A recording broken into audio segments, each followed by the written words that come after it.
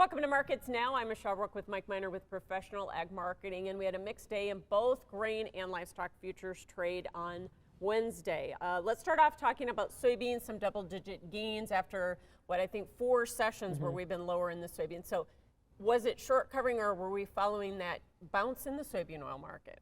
We've had some trouble trading lower here the last 2 or 3, 4 sessions like you mentioned. So got right around some nice support areas on these November soybean contracts. And then all of a sudden we really started to trade palm oil higher recently, and that's kind of been dragging the soybean oil market up as well. So I think that's played into it a little bit. And really at this point, most ag commodities today had a pretty good day, Michelle, besides corn. So what do you think about soybeans as we go into the next couple of months, though? Do we have more downside risk here? Will we take out the contract lows just because South America's got a big crop coming and now they're getting planted? Yeah, we're back to a normal planting pace out of Brazil after we've seen some rain go through that area, along with some in the forecast as well. So they've really caught up. They're not too worried, it looks like, about their crop on the soybean side. It sounds like more of a corn problem getting delayed on the safrinha crop now. So at this point, when it comes to South America production, we're really going to focus on any weather disruptions, December, January, back into that time frame. And I think at this point on the soybean market, we've got a few balls in the air which are really favoring the bear side.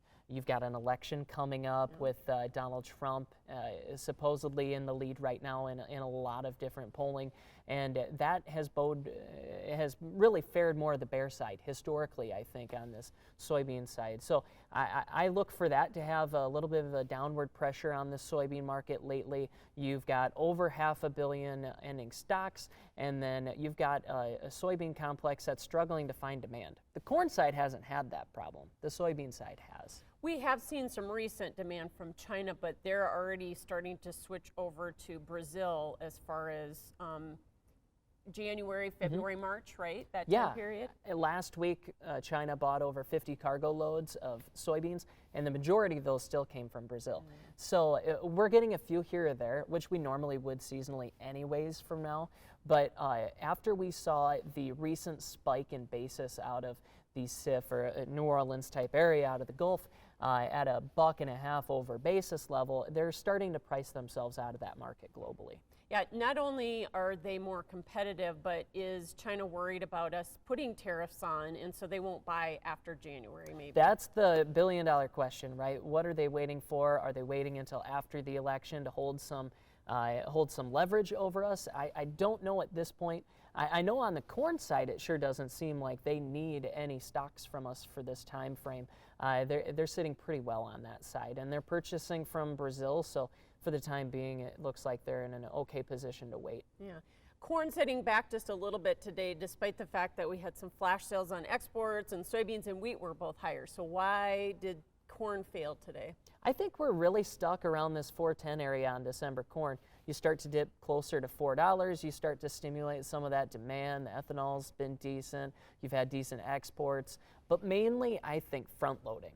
You know, Mexico's been doing a lot of buying. They normally have one really big flash sale this time of the year, which they had this last week or so. I think they're just front loading on some of their exports. I don't think their overall import number is necessarily going up, but I think they're just front loading. So that's one thing. I think at this point, the corn market just needs something to really get it over this hump, and we haven't really gave the bulls enough to go on. And we're also wrapping up harvest as well. So some harvest pressure has been putting that one down a little bit. Yeah, lately. that totally makes sense. Do you think the front loading is coming from us being at a value level for price, or is it again what we talked about, concerns about tariffs, trade? Concerns about tariffs and trade. Mexico's been front loading specifically, which we know that there's been a lot of chatter lately about Mexico and the trade situation there with the next president. So that's part of it. And then geopolitical worries as well. You know, we've had some extreme weather problems and production problems in the Black Sea region as well. And with their wheat exports and corn exports, that makes an interesting situation going forward, I think. So. Cattle did not have a good day today, nor did they have a good day yesterday. I think December live cattle put in kind of a bearish reversal. So is the market telling us it's starting to top, you think? Well, from a seasonal perspective, we do see choice try to top at this time of the year, right at the beginning of November. So that's kind of following suit. I wouldn't be too alarmed about that. The weights are still incredibly high. At this point, cash has been somewhat decent, you know, holding around a zero basis, which shouldn't be concerning compared to most years. And then you look at it from a cash perspective from here on out, it normally does go down a little bit. So it might be that exact time frame that we normally see where this starts to kind of fall apart.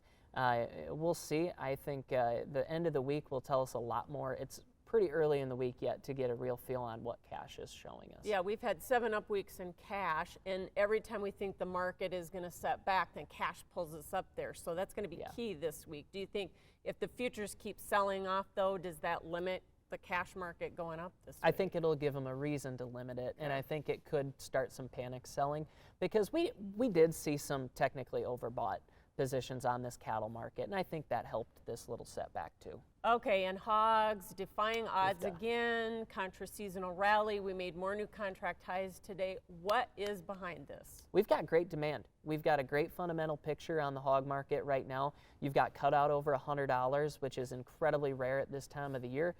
December contract being at the mid 80s is incredible. Only 2014 expiring above this level. So a fantastic fundamental picture right now on the hogs and fantastic prices, which we've needed after the last tough margin environment. The next 12 months looking out, we've actually got some pretty good opportunities with input prices falling, and then we've got really nice summer margins going forward. I think hog producers are really excited about taking advantage of some of these situations. Well, hopefully they get some stuff hedged, but the funds are very long in this market. Do they keep defending that position? Yeah, I mean, the managed money spec funds are incredibly long, and the index funds are incredibly long. So I'm really looking forward to this like 7th day of November when we start to see some Goldman rolls and really see where we're sitting at for these index funds. Well, it has been interesting to watch. All right, thanks, Mike. Appreciate it. Mike Miner with Professional Ag Marketing, and that is Markets Now.